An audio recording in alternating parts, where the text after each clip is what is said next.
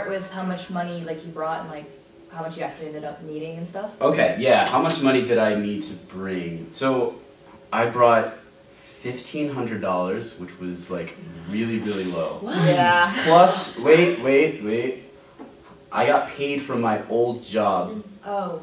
like that week that I was there in Japan, so that was like an extra $900 US that I had to figure out how to move over here and pay for bills and stuff like that, as well as I believe 2 weeks after I started my job, I got my first paycheck. So,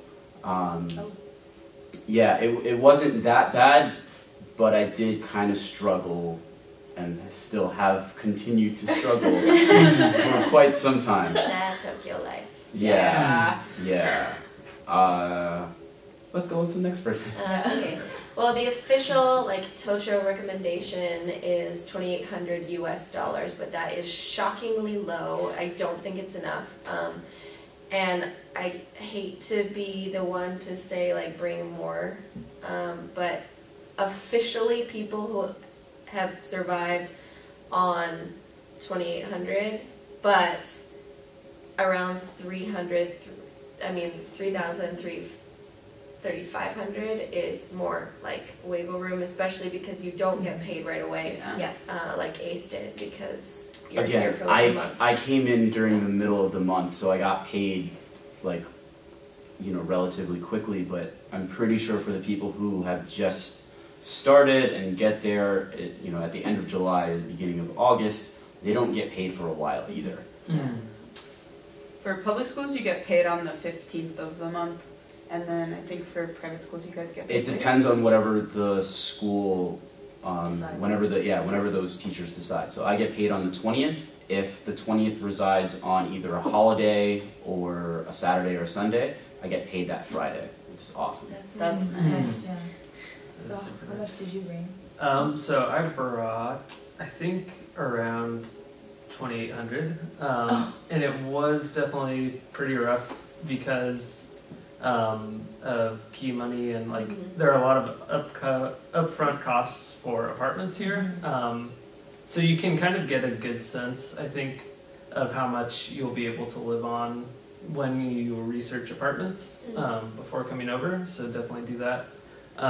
Also, I will definitely plug cheap food in Tokyo. There's a pretty big stereotype, I think, that everything in Japan is expensive, but only transportation. Yeah. And vegetables. Fruit and vegetables. Yeah. So, I mean, if you want to eat super healthy, that's not going to happen. I'm sorry, but definitely there are cheap options. So reach out on the JET Facebook page for sure, and people can give you good recommendations for how to live on the cheap when you first get here. And it's pretty likely that you'll be placed in an area where we have installed a local area coordinator who is a senior JET who will look out for some of the new people. Yeah. And usually we have them invite you guys to dinner one of the first orientation nights, just to get to know the people in your area.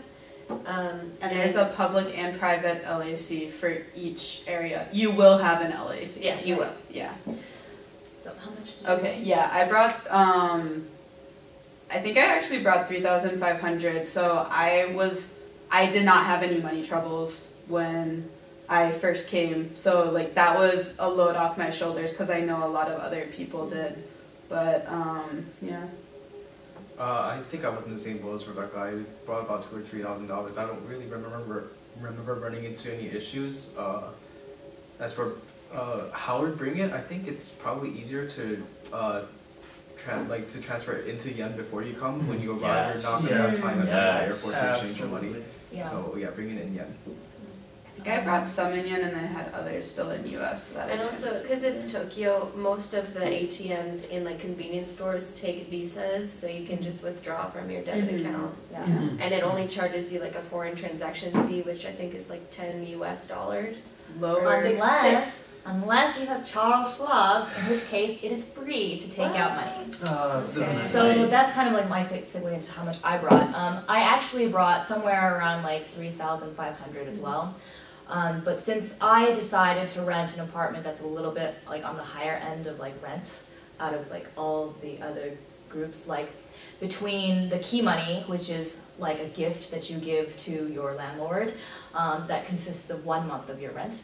That was like 1 month of rent, and then the fee for your realtor is also another month of your rent. Yeah.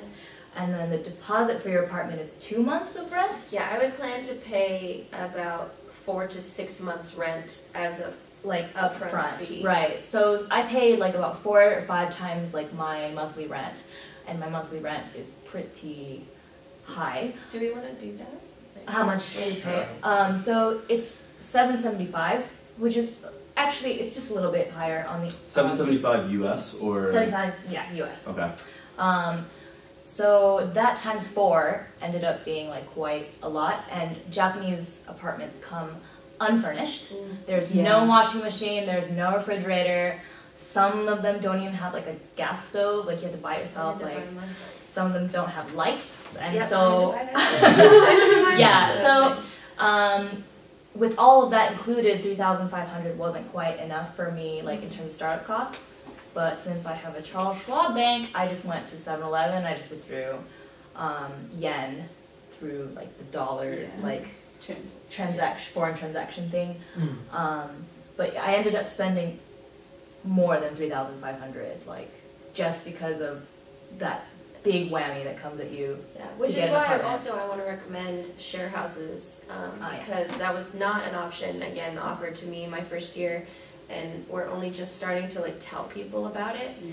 But it's definitely a good option if you want lower rent costs and like Roommates. roommates are good. It can be really isolating to live in Tokyo on your own because like I've seen my neighbors a grand total of like 3 times in the 3 years that I've lived here. Yeah. Yeah. So, Like, knock on the door. I have a question because pretty much everyone brought a lot more money than I did.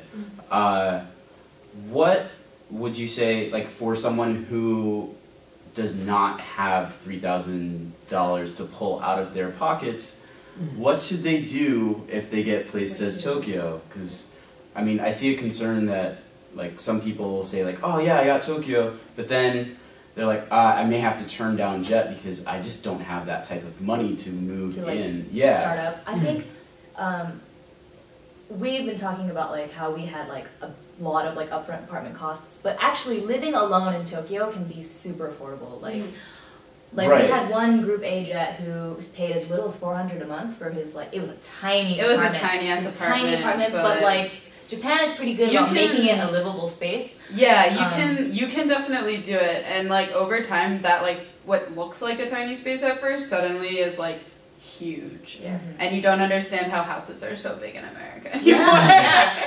But so that like apartment costs can be super low. There are also apartments that don't have key money, so that's cutting off another. Like, Yeah, I don't month think of mine rent. did. I think I only had to pay like double my rent. I only had to pay like 2 forward months rent. I didn't have like all the other stuff. yeah. Yeah, I would definitely say it, as I've said before, like 2,800 is livable. It's just going to limit you in where you're going to be able to live, how How often big. you can go out and see the area, because even like At to the first. next station, it is probably going to cost like $1.40. But you can usually easily walk to the Yeah, next station. yeah. Wait, I'm But sorry. there's, Like, just, like like, food, any key money, distances. it all sort of adds up. It Yeah. is possible, but it is going to limit your options. Right. And there's also sorry. I think we kind of. Yeah, if you don't have the money in your bank, like Yeah. at the point when you get there, I know someone like some people like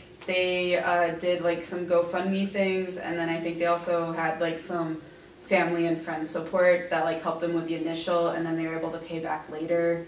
I know that that's not always like the option people like to go for, but Yeah. And then it is also available with some realtors and some landlords to have a deferred payment system, just to get your first paycheck in and then you can start paying. But it really, again, depends on where you live and who you use as your realtor. There's also a great option in, like, there's a website called Sakura House, and yeah. there are some similar websites. You'd have to do some research, but it's a month by month rent, and a lot of their stuff comes fully furnished, so and there's like no key money or anything, so that could be a great way to break into Tokyo and give yourself some more time to look around. Those websites do tend to be a bit more expensive, like per month's rent, but like the initial cost will be way less. Way low. Yeah. Hey guys, thanks for watching this video. Click here to see the next part of this video series. Make sure to give this video a thumbs up if you like it. If you have a question, please leave it in the comment section below.